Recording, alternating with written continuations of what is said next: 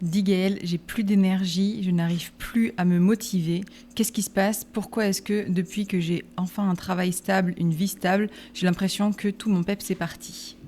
Bienvenue dans un nouveau Dis Gaëlle où on va discuter aujourd'hui de motivation, d'énergie, de capacité de changement, d'adaptation et de comment on fait quand on n'a plus de jus, quand on n'est plus capable d'avancer, quand on a juste envie de rentrer chez soi et de s'écrouler sur son canapé après une dure journée de boulot. Comment on fait quand on est dans cet état-là pour réussir à reprendre sa vie en main, à retrouver un train de vie sain, à se remettre à faire de l'exercice par exemple, ou bien à ne pas binger les réseaux sociaux ou des séries pendant 3 heures alors qu'on pourrait être en train de faire un truc constructif comme trouver un nouveau projet. On en parle justement sur toutes les raisons qui font que les femmes n'ont plus d'énergie aujourd'hui en 2025 dans une société occidentale. Premier point, je pense que c'est l'un des plus importants. On va parler des basiques qui sont les fondamentaux d'un corps humain. Déjà de base, c'est évidemment la nourriture, le sommeil, la qualité de notre mode de vie en général. Est-ce qu'on consomme des toxiques ou pas?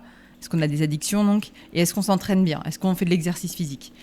S'il y a un de ces points-là qui calange dès le départ, on ne va pas s'en sortir parce que c'est vraiment des points fondamentaux. Évidemment, il s'agit de les mettre en lumière. Et derrière, si on mange mal, c'est possiblement parce que soit on mange ses émotions, soit on ne sent pas la faim, soit on ne sent plus la satiété, soit on a un rythme de vie qui fait qu'on ne prend pas le temps de manger. Enfin, il y a plein de raisons à ça, du fait qu'on mange mal. C'est juste... En attendant, une chose à savoir, que parmi les raisons pour lesquelles on n'a plus d'énergie, c'est qu'on ne s'alimente pas de façon à ce que notre corps en ait. Ensuite, il y a tout le côté sommeil. Dans ce cas-là, évidemment, si on est ultra anxieux, ça va être difficile de réussir quand on se couche dans son lit. C'est ce sentiment vraiment particulier quand on se couche dans son lit et qu'on est fatigué, mais que c'est les nerfs qui nous tiennent. Et on n'arrive pas à s'endormir, on fait que cogiter. Et on est là, putain, on attend le sommeil et ça vient pas. Ce truc-là, c'est pareil.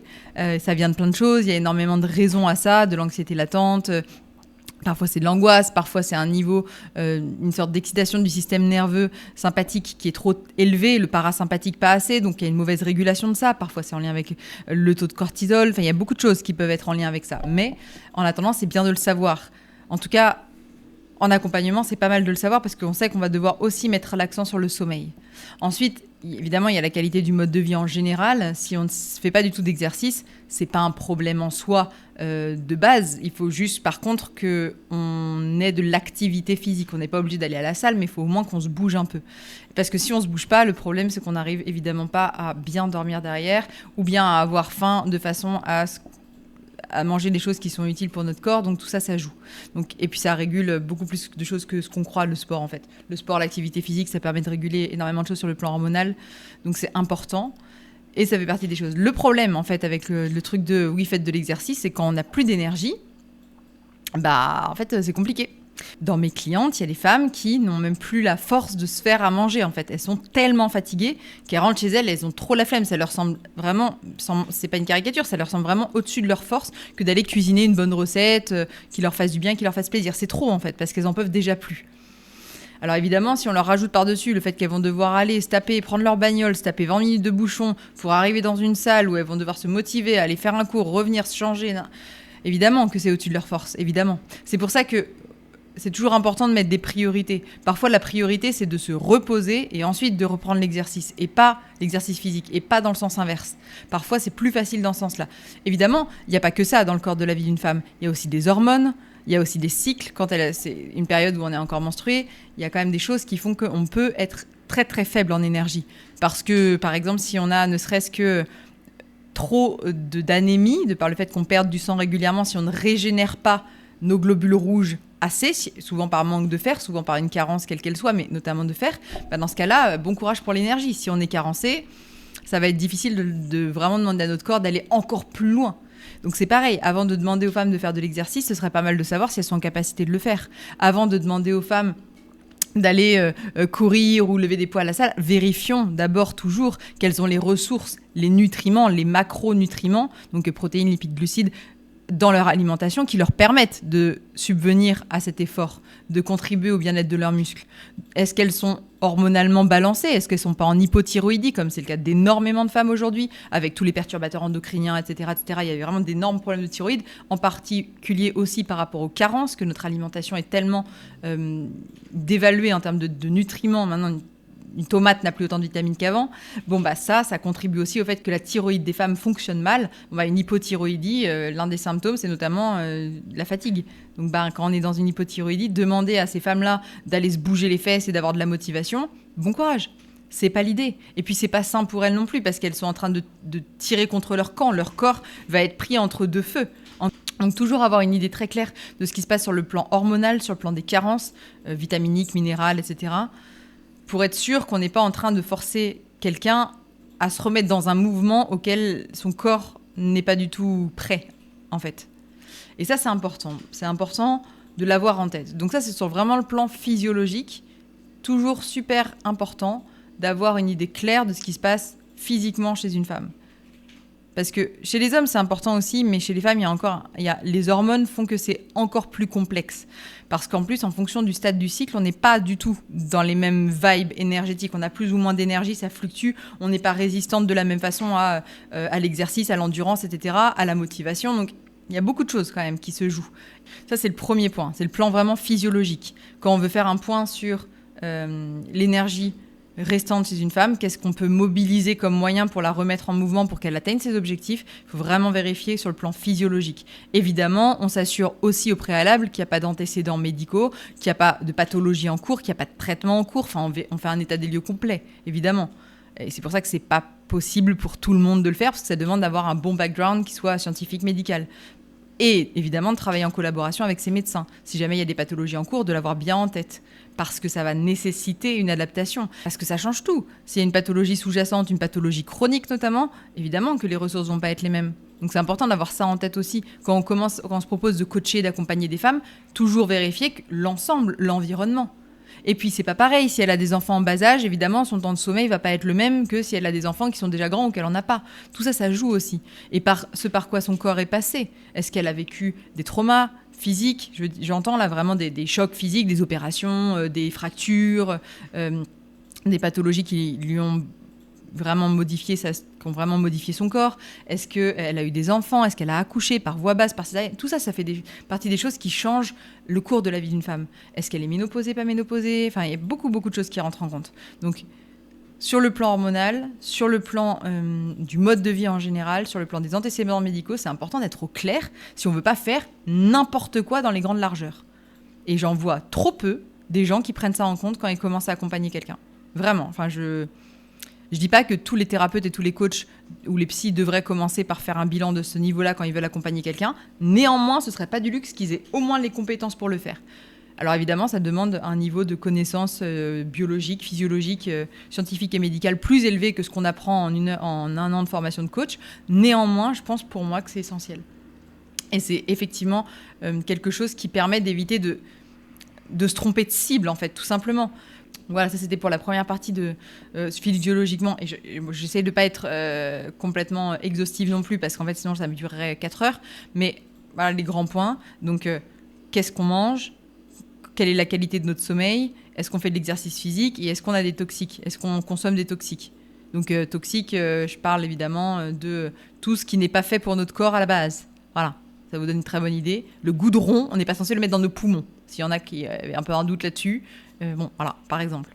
Voilà, ce sont des choses qui n'aident pas. Et une consommation répétée de ça entraîne des conséquences physiologiques. Le corps humain n'étant pas fait pour respirer du goudron et des produits chimiques et des métaux lourds, ne marchera pas. Voilà, par exemple, si on parle juste de la cigarette.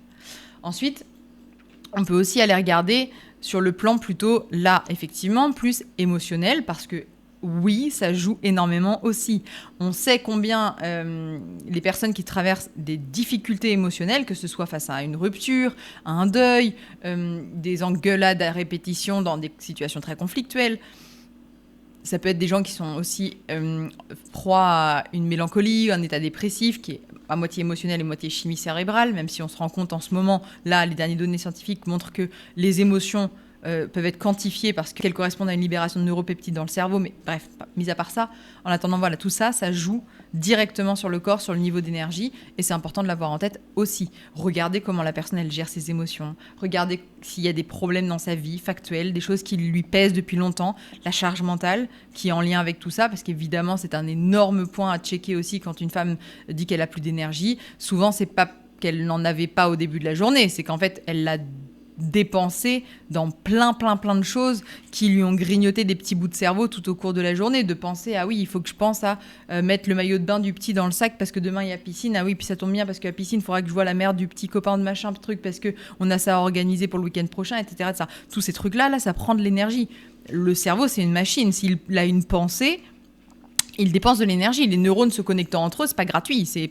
Voilà, ça dépense de l'énergie. Donc les personnes qui pensent tout le temps, qui sont tout le temps en train de cogiter, c'est normal qu'elles aient plus de jus à la fin de la journée. Elles ont passé leur journée avec un cerveau comme une pastèque, à penser à tous les trucs, à analyser tout ce qui se passait, à faire des liens de corrélation, à pas réussir à couper le mental, évidemment. Ça vient évidemment avec de l'anxiété, tout ce truc-là.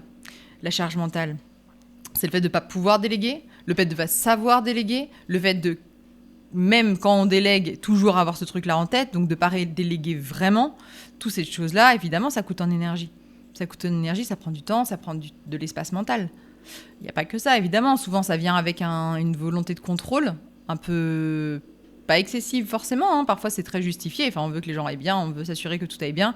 Mais néanmoins, une volonté de contrôle qui nous empêche d'être vraiment serein et chill, comme on pourrait dire.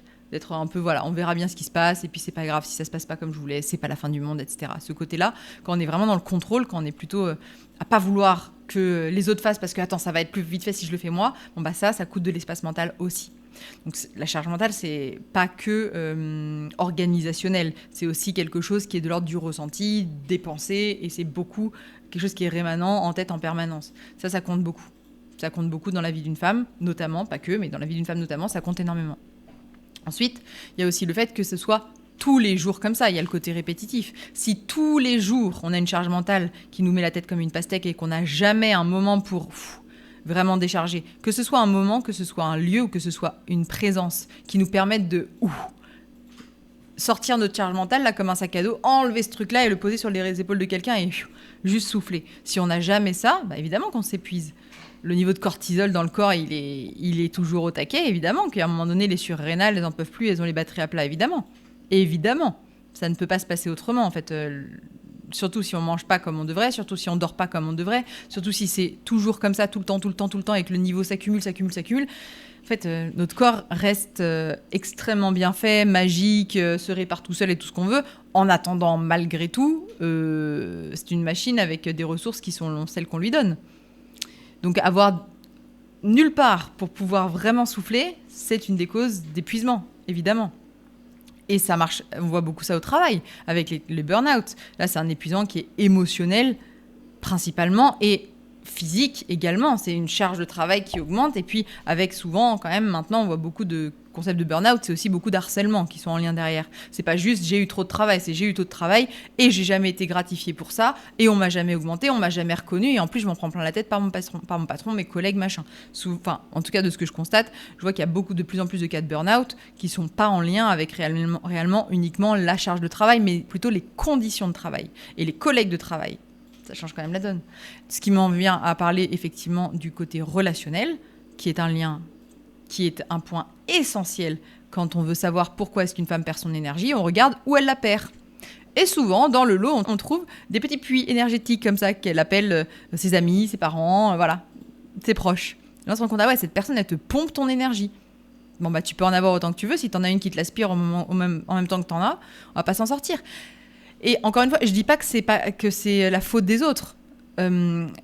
Si on a par exemple un frère qui va pas bien, évidemment qu'on veut être là pour le soutenir, c'est normal. C'est notre famille, on y tient, on veut être là. Seulement ça nous coûte de le soutenir et on a des ressources qui sont limitées, donc il faut toujours trouver cette balance entre être là et présent pour les siens, mais ne pas se foutre dedans. Et après, il y a un autre point qui est essentiel aussi quand on veut regarder, quand on veut essayer de redonner de l'énergie à quelqu'un, c'est de regarder à quel point il a la vie qu'il veut. Pas forcément dont il rêve, on n'a pas besoin de vivre sa vie de rêve, mais au moins qu'on aime bien notre vie. Il y a beaucoup de gens qui en fait n'ont pas de problème particulier, ils dorment bien, ils mangent pas trop mal, ils font du sport 2-3 fois par semaine, très bien. Ils n'ont pas spécialement de comportement addictif vraiment nocif, ça ne les empêche pas d'aller boire un petit coup avec les copains de temps en temps, mais enfin, rien de... voilà. Ils n'ont pas de carence particulière, ils n'ont pas de déséquilibre hormonal, mais ils sont complètement, ils se sentent, on appelle ça apathique. Vraiment ce truc de plus d'énergie pour rien, la flemme de tout. Pas vraiment mal, mais pas vraiment bien. T'es bon, voilà. On voit pas mal des femmes comme ça, qui suivent leur vie jour après jour parce que, bah oui, il faut bien faire les choses, mais la flamme, l'envie, elle est plus là. Bon, bah dans ces cas-là, on peut aller chercher longtemps. Dans les causes que j'ai citées avant, là, ce qui se joue souvent, c'est plutôt le sens même de leur vie.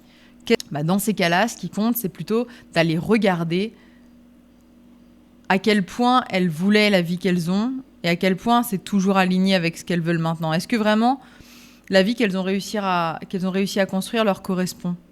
Est-ce que vraiment ça manque pas de quelque chose ?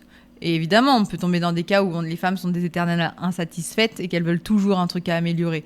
Ouais, ok, d'accord. Mais il y a quand même un niveau de base au bonheur. Et après, c'est que du bonus. Si on n'atteint même pas ce niveau-là, ouais, il y aura toujours des choses à améliorer, c'est vrai. Ça peut être la qualité de la relation qu'on a avec son conjoint ou sa conjointe. Ça peut être la qualité de relation qu'on a avec ses enfants. Ça peut être à cause du fait qu'on vive dans le mauvais pays aussi, que l'ambiance générale est tellement pesante et plombante que ça nous plombe à nous-mêmes, alors qu'il n'y a pas vraiment de raison, mais ça nous plombe. L'environnement compte énormément. Ça peut être parce qu'on voit le temps qui passe et on se dit qu'en fait, la vie défile et qu'on est en train de passer à côté. Ça, c'est encore en lien avec quels étaient nos objectifs initiaux et est-ce que vraiment la vie qu'on s'est créée était celle qu'on voulait. C'est pas des choses qui sont palpable, c'est pas des choses auxquelles on pense au jour le jour, c'est juste quelque chose d'un peu sous-jacent, un peu lancinant, une sorte de désalignement, une sorte de manque de motivation constant, un peu sournois, un peu en deçà, tout simplement parce qu'on n'a pas la vie qu'on veut ou la vie qu'on aimerait avoir, et quand on voit la vie des autres, on se dit punaise, on se dit ça doit être trop bien leur vie.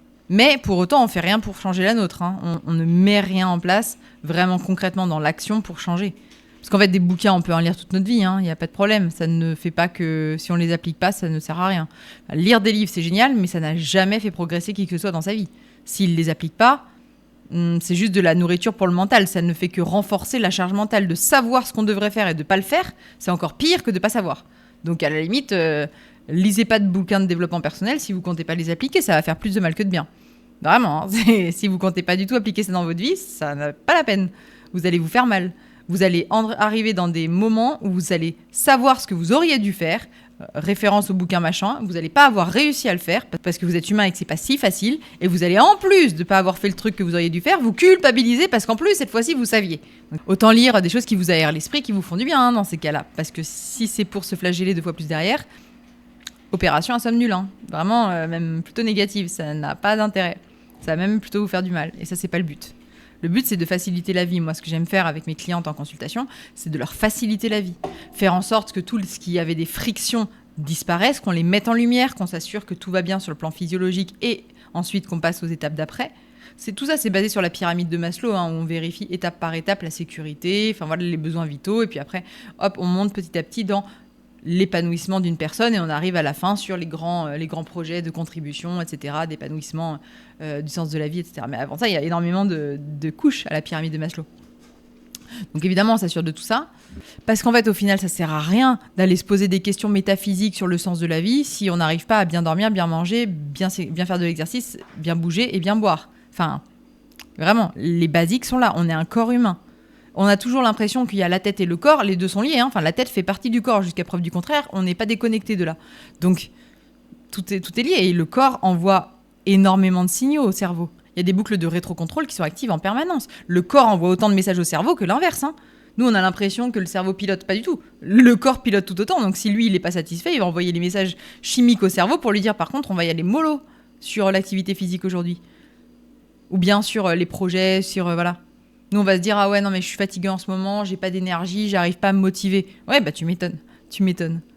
Alors après, évidemment, parfois, c'est les deux. On peut avoir une qualité de sommeil pourrie, une alimentation de merde et jamais faire d'exercice, et en plus, avoir des parents toxiques, un mec insupportable et des enfants mal élevés. Ça n'empêche pas, il n'y a aucun problème. On peut faire des maxi-combos. C'est juste que les priorités vont pas être, et les impacts vont pas être au même moment. On peut commencer par vouloir aller régler ses comptes avec ses parents si on veut, mais c'est pas dit que ça va régler le problème alimentation. Peut-être que si, peut-être que les deux sont liés. C'est pour ça que ça sert à rien d'avoir une approche rigide. Il faut trouver aussi quelle est la porte d'entrée la plus facile. Peut-être qu'on bouffe nos émotions depuis l'enfance parce qu'on a un conflit pas réglé avec l'un de nos parents. C'est possible. C'est possible. Dans ce cas-là, oui, le fait de régler ce conflit-là va de fait nous soulager émotionnellement et on va plus se sentir aussi coupable, donc on va arrêter de vouloir combler ce manque, ce vide, etc. par de la bouffe, par exemple, ou par des choses sucrées, ou quoi que ce soit, du grignotage ou peu importe. Par exemple.